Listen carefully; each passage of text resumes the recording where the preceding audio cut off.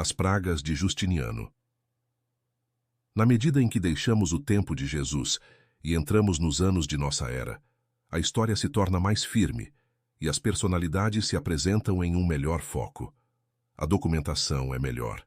Ainda assim, os mesmos padrões históricos que temos estudado continuam a serem atenuados. Para aqueles que pensam que o que temos visto seja completamente inacreditável, somente posso partilhar um sentimento de profunda empatia. A visão histórica que estou apresentando parece exigir um entendimento de que os fatores que jazem no fundo do turbilhão da história humana podem ser extremamente bizarros, e talvez isto seja a razão por que eles nunca tenham sido resolvidos. Depois do período de vida de Jesus, a Igreja cristã cresceu rapidamente. Em seus anos iniciais, a cristandade atraiu um grande número de genuínos humanitários que estavam entusiasmados pela mensagem que Jesus tentou levar adiante. Os líderes cristãos iniciais, a despeito da influência essênia, foram capazes de promover uma religião mais benigna e com muitos benefícios. Jesus não havia inteiramente fracassado. Os cristãos iniciais davam às pessoas esperança de que elas podiam alcançar a salvação espiritual ao adquirir o conhecimento, ao se engajarem em uma conduta ética, por se descarregarem por meio da confissão dos maus feitos e ao fazerem emendas para estas transgressões que faziam com que as pessoas sentissem culpa. Dado o caráter benigno da igreja inicial cristã, ela não precisava de um rígido código de ética. A punição mais severa que uma pessoa poderia sofrer, na maioria das seitas cristãs naquele tempo, era a excomunhão, isto é, ser expulso da seita. Esta era considerada uma punição muito severa, contudo, equivalente à nossa pena de morte, pois um indivíduo era considerado condenado à eterna deterioração espiritual se ele fosse excomungado. Um sacerdote era obrigado a fazer de tudo para que tal indivíduo pudesse apelar para a razão antes de excomungá-lo. A causa primária para a excomunhão era o comportamento criminoso ou grosseiramente imoral. Por aproximadamente os primeiros 3 séculos de sua existência, a cristandade permaneceu uma religião não oficial e foi frequentemente perseguida. Um número de líderes políticos eventualmente se tornaram convertidos, e sob eles, a cristandade começou a mudar. A fundação humanitária criada por Jesus erodiu na medida em que a cristandade se tornou mais política. A transformação política da cristandade obteve seu primeiro grande empurrão com o Império Romano Ocidental, após a conversão do governante de Roma, Constantino I, o Grande. No século III, o imperador romano Diocleciano indicou 3 cesares adicionais para ajudá-lo a governar o império. Este estava dividido em divisões orientais e ocidentais para conveniência administrativa, cada uma com um imperador separado. De 324 a 337, contudo, Constantino governou ambos impérios oriental a ocidental como único imperador. Um número de historiadores acredita que ele já estava inclinado na direção de se tornar um cristão, porque seu pai era monoteísta. Contemporâneos de Constantino têm notado, contudo, que a sua verdadeira conversão veio como resultado de uma reportada visão que ele teve no ano 312. Várias narrativas diferentes têm sido registradas desta visão. Segundo Sócrates, que escreveu sobre isto no século V. Enquanto ele estava marchando à frente de suas tropas, uma visão sobrenatural transcendendo toda a descrição apareceu a ele.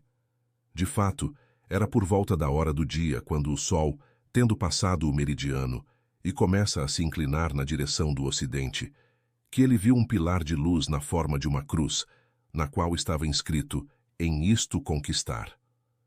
O aparecimento de tal sinal o atingiu com surpresa, e duvidando de seus próprios olhos, ele perguntou àqueles ao redor dele se eles podiam ver o que ele viu, e todos unanimemente declararam que sim.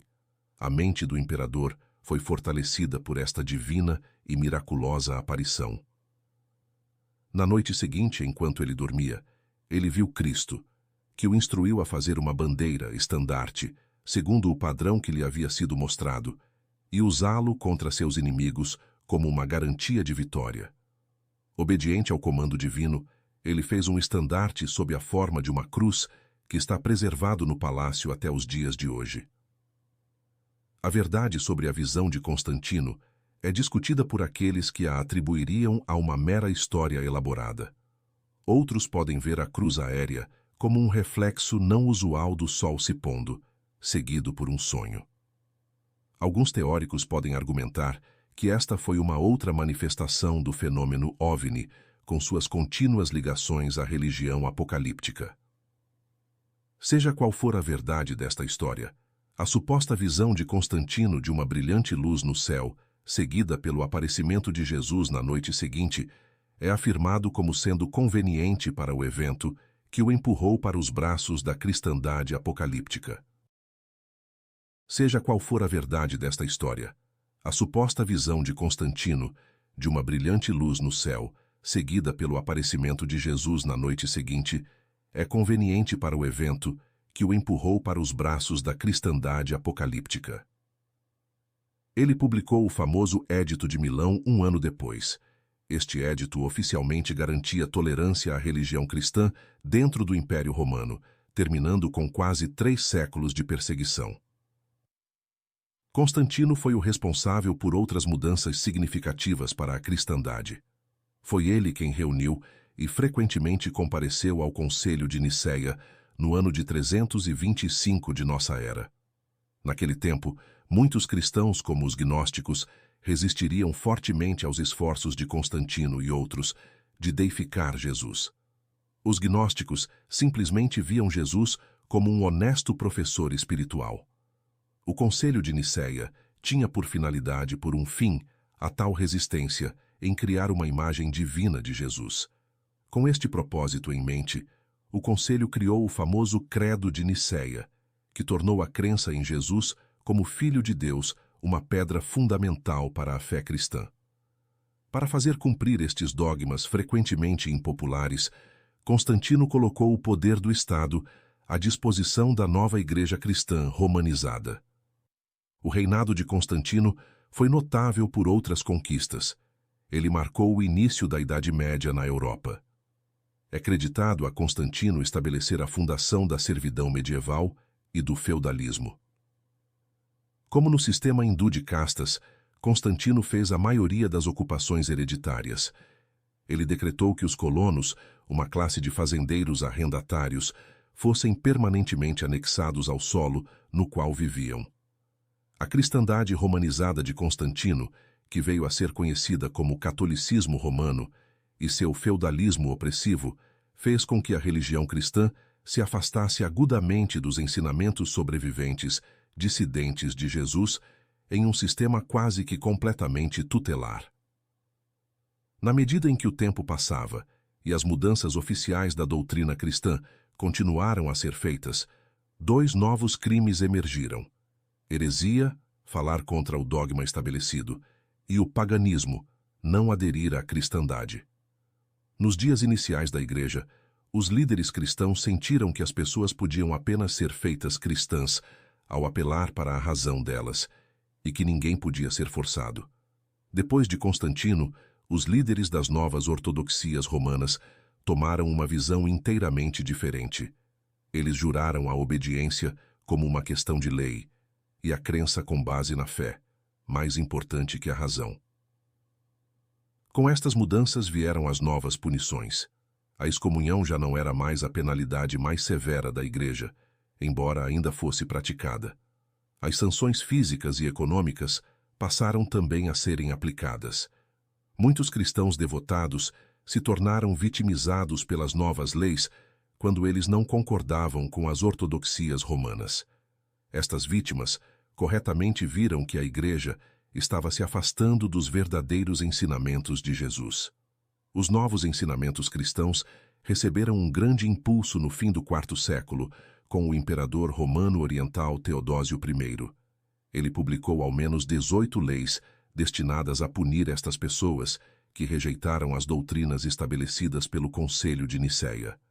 Ele fez da cristandade a religião oficial do Estado e fechou muitos templos pagãos pela força.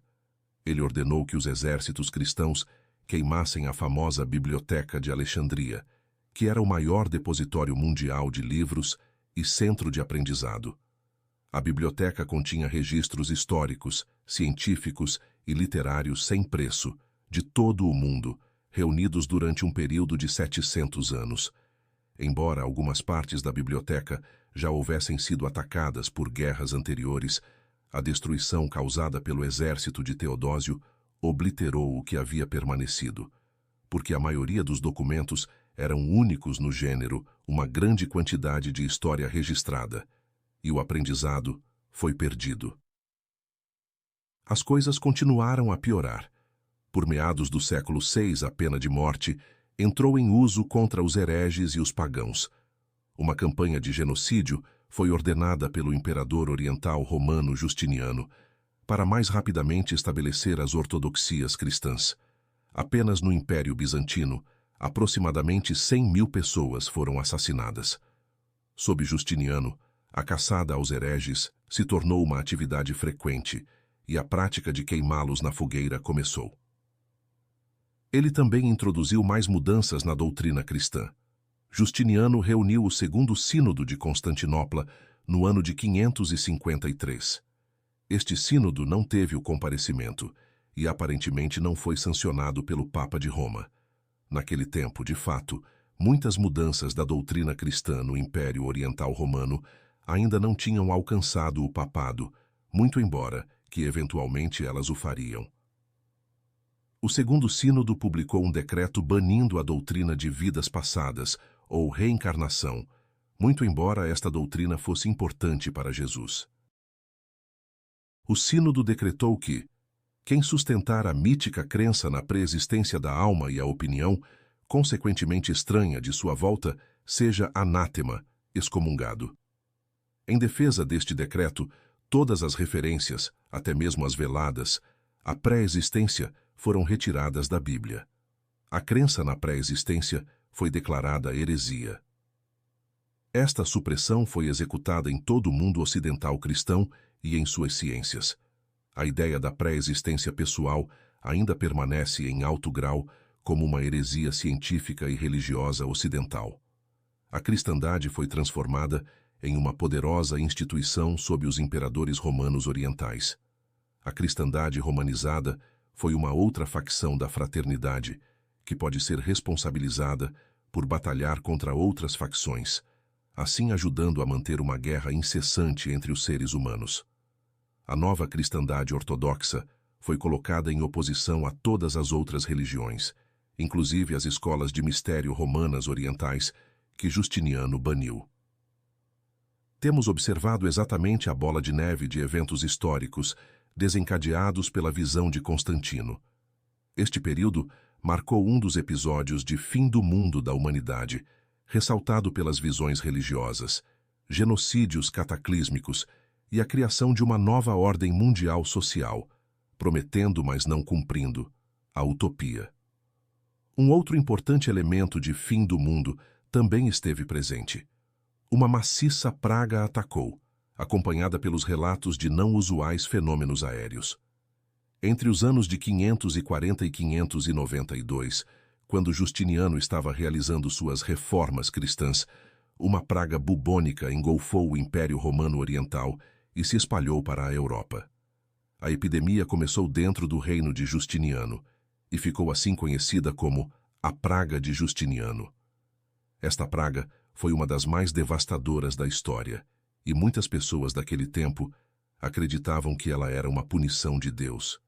De fato, a palavra praga vem da palavra em latim para explodir ou ferir. A praga foi apelidada de a doença de Deus, isto é, uma explosão ou ferimento causado por Deus. Uma razão pela qual as pessoas acreditavam que a praga vinha de Deus foi o aparecimento frequente de não usual fenômeno aéreo em conjunção aos surtos dela. Um cronista da época de Justiniano foi o famoso historiador Gregory de Tours, que documentou um número de eventos não usuais durante os anos da praga.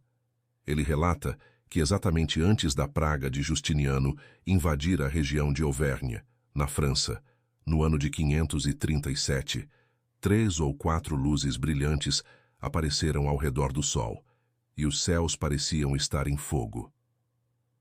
Isto pode ter sido um natural efeito Sundog, um halo relativamente comum, resultado de um fenômeno óptico atmosférico, principalmente associado à refração da luz do Sol por pequenos cristais de gelo que compõem as nuvens cirrus. Contudo, outros fenômenos celestiais não usuais também foram vistos na área. Um outro historiador relatou um evento similar 23 anos mais tarde, em uma outra parte da França, Avignon. Estranhos avistamentos foram relatados no céu, e o solo era algumas vezes brilhantemente iluminado, à noite como se fosse de dia. Logo depois, um desastroso surto da praga ocorreu lá. Gregory relatou um avistamento em Roma, consistindo em um imenso dragão que flutuou sobre a cidade e desceu ao mar, seguido por um severo surto da praga imediatamente depois. Tais relatos assustadores sugerem o inimaginável, que a praga de Justiniano foi causada por agentes de guerra biológica disseminados por aeronaves tutelares. Seria uma repetição de pragas similares relatadas na Bíblia e nos antigos textos mesopotâmios. Ao tempo da praga de Justiniano, contudo, os tutores estavam invisíveis. Eles estavam ocultos por trás do sigilo da fraternidade e os véus do mito religioso, ainda que eles aparentemente não estivessem menos preocupados sobre manter sua raça escrava oprimida. Veremos uma maior quantidade de evidências da atividade OVNI associada com as pragas em um futuro capítulo sobre a peste negra. Segundo a profecia apocalíptica, um evento como a praga de Justiniano é supostamente o prenúncio da vinda de um novo Messias, ou mensageiro de Deus. Certamente tal figura veio. Seu nome era Maomé. Ele nasceu durante o reinado de Justiniano, no período em que a praga ainda estava fazendo suas vítimas. Proclamado na idade adulta como o novo Salvador, Maomé se tornou o líder de uma nova religião monoteísta apocalíptica. Seu nome? Islã. Como Moisés e Jesus antes dele, Maomé parece ter sido um homem sincero, mas sua doutrina, não obstante, se tornou uma facção que criou mais material religioso para as pessoas lutarem infindavelmente. Como Moisés e Jesus, Maomé foi apoiado pela fraternidade corrompida.